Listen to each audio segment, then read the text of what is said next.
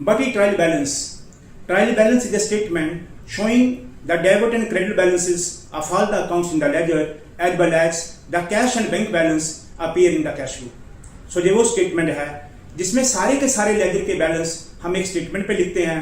जिन account के आगे debit balance होता है उनको डेबिट के कॉलम में लिख देते हैं और जो अकाउंट क्रेडिट बैलेंस के होते हैं उन अमाउंट को क्रेडिट के कॉलम में लिख देते हैं। इसी तरह कैश बुक और बैंक का बैलेंस जो होता है, कैश बुक का बैलेंस हमेशा पॉजिटिव होता है, वो डेबिट साइड में जाएगा। कैश असेट बढ़े तो डेबिट, वो डेबिट साइड में लिखा जाएगा।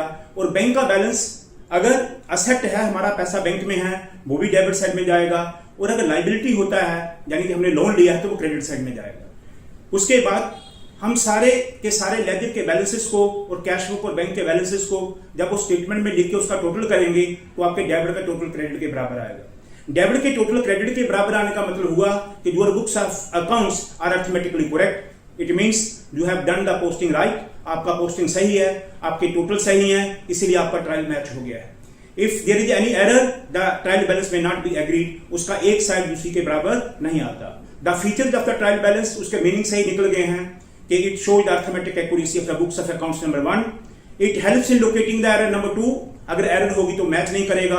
Number 3, it helps in preparing the financial statement, profit and loss account and balance sheet. Profit and loss और बैलेंस शीट इसी से बनता है।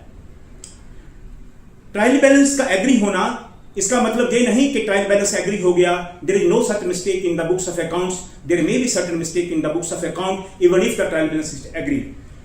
अगले वीडियो में बताऊंगा कि कौन सी ऐसी मिस्टेक्स हैं जो ट्रायल बैलेंस की एग्री करने के बावजूद भी बुक्स के अंदर ही होती हैं, छुपी हुई रहती हैं, वो कौन सी मिस्टेक हैं। That's all, this is trial balance.